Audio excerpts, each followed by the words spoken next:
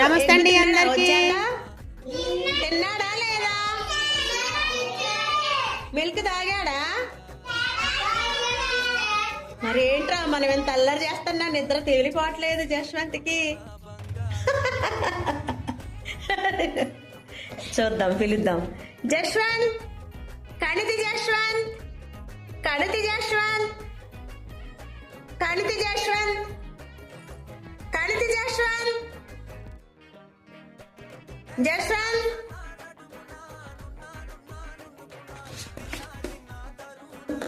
కణితి జశ్వంత్, మన స్టోరీ